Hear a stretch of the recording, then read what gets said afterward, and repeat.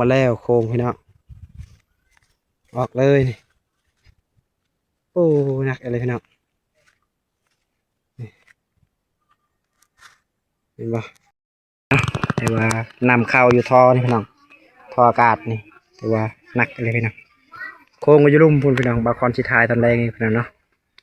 ไอเอฟซีได้เบิ้งแต่กับสาวได้เบิ้งนี่ห้ามเอาที่เทิงที่ลุ่มพุ่น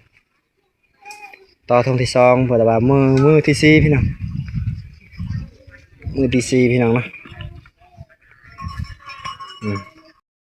ขนาดนี้เหรอanh chưa được cao lắm luôn cao đi bây giờ kia mộng rồi cao kìa kia mộng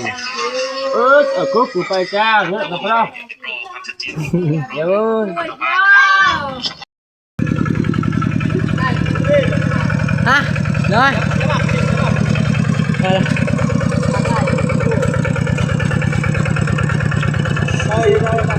đi đâu à đóประกอบไปแล้วเนาะก็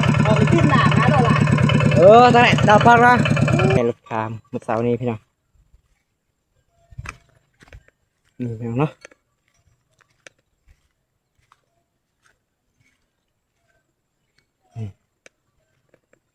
นี่ให้ตัวนี้เลยพี่น้องบอลนี้เลยรถคาพี่น้องรถเอลีพี่น้องเนาะนี่บอลนี้รถพี่น้องลึกประมาณ3 เมตรนี่เพียงหัวพี่น้องเพียงหัวเลยพี่น้องเพราะเป็นลิฟต์เลยหัวคนนี่พี่น้องบอลนี้เลยพี่น้องนี่บอลนี้แหละอายรถไทยอายเสาร์นี้ตกพี่น้อง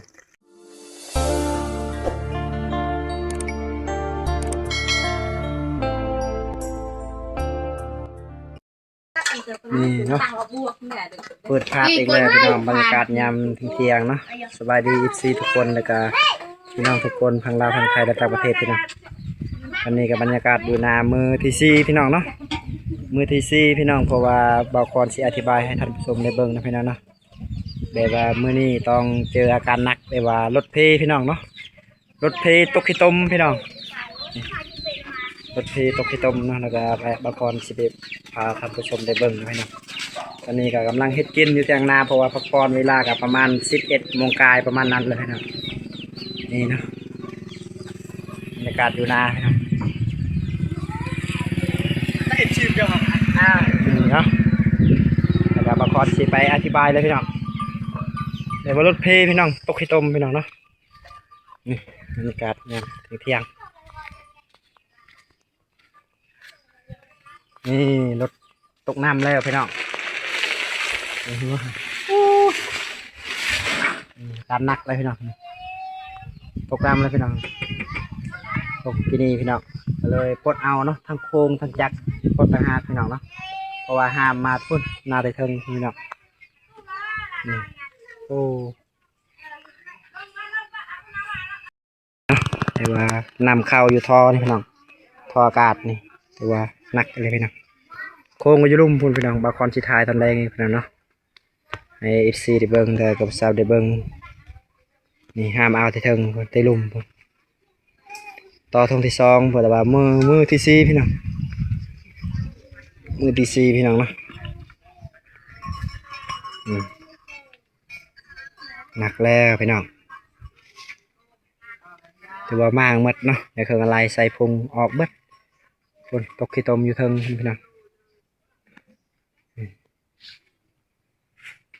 บรรยากาศอยู่นาพี่น้องเนาะด้านซ้ายได้จะช่วยได้จะช่วยได้ใครรุกทำไงรถเพลแล้วนี่ด้านซ้ายนี่ลูกเอ้ยคนนี้เนาะแล้วก็นี่ลูกอายนะนี่สบายดีเอฟซีเลยเชียวสบายดีเลยนบเพื่อนนี่เหรอสบายดีเอฟซีไปโอ้สบายดีเอฟซีเนาะด้านซ้ายรุกเลย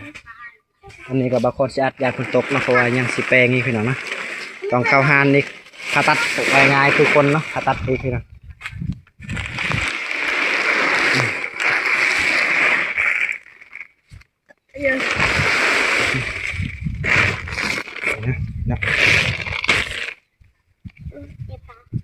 ตอนแรกมาคอนสิทายอยู่ลุมพี่น้องเนาะ อยู่เทิงเดี๋ยวว่าตกน้ำแล้วพี่น้องรถไทยตกน้ำนี่เนาะอาการหนักพี่น้องทีมงานบรรยากาศอยู่แทงนาครับ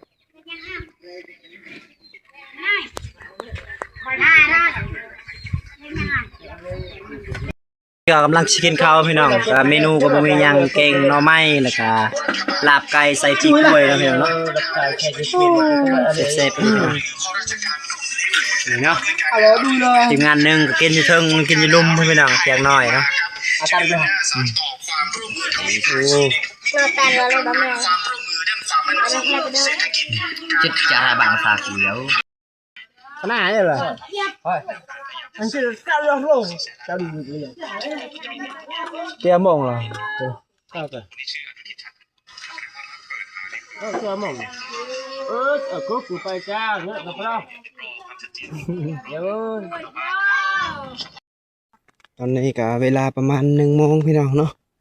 หลังจากบางคนกินข้าวแล้วเนาะบ่าย11 โมงที่นี่ก็เลยบ่าย1:30ก็เลยออกหน้าเก่าได้ให้ FC ได้เบิ่งพี่น้องโต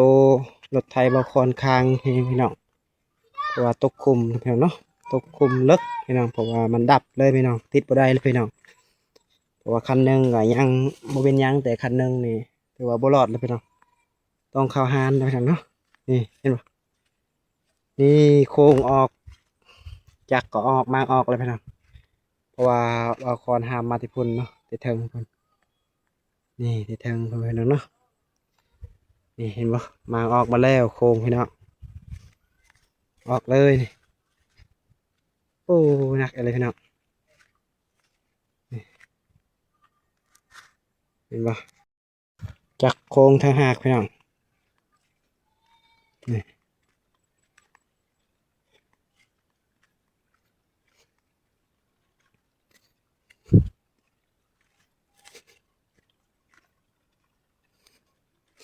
ความลึกบนคุมเพราะว่าลืมแล้วบางคนลืมอายไทยเนาะพี่น้องเนาะอายไทยก็เลยเราลืมแล้วก็ต้นคุมไปเลยพี่น้องเพราะว่ารถมันดับแต่นี้ยังคันนึงพี่น้องนี่พี่น้องเนาะแล้วก็บางคนสิไปเบิ่งบอลคุมมันตกพี่น้องเนาะทำได้เลิกพี่น้องให้ไปซีได้เบิ่ง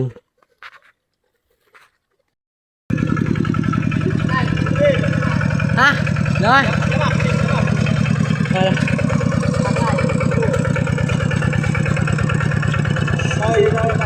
กินได้ป่ะเนาะประกอบไปแล้วเนาะก็ขึ้นหนานะเราล่ะ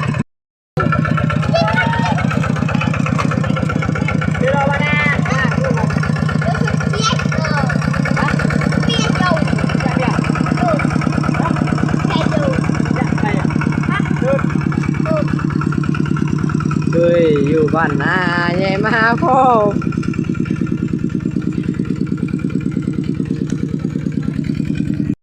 ตอนนี้ก็บรรยากาศยามแรงๆนะพี่น้องเนาะ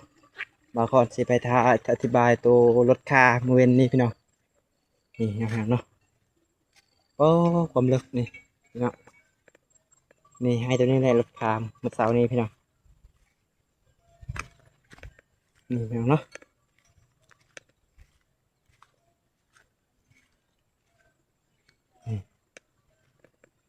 นี่ให้ตัวนี้เลยพี่น้องบอนนี้เลยรถคาพี่น้อง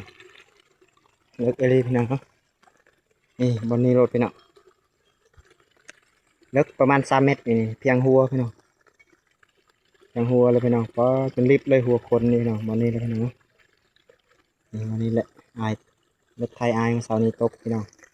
ก็เลยมางอยู่นี่เลยเนาะพี่น้องเนาะบรรยากาศยามแรงพุทธอยู่ลุมเรียกว่าดำนาให้สุดท้ายพี่น้องตอนนี้ก็นาบาดำนาให้สุดท้ายนะพี่น้องเนาะ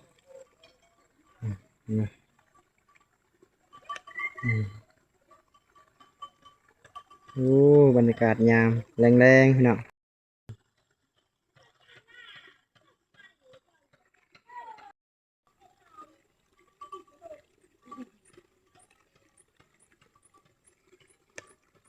ยามแรงๆบรรยากาศพี่น้องเนาะน้ำลายจัดๆนะ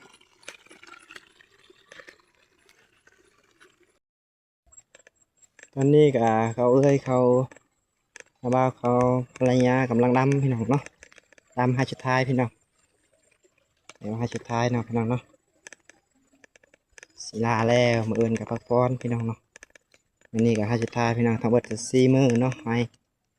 นาบกรดำพี่น้องเนาะนี่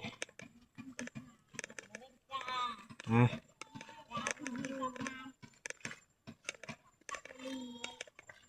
นี่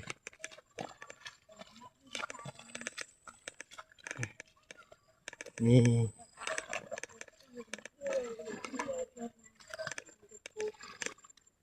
เก้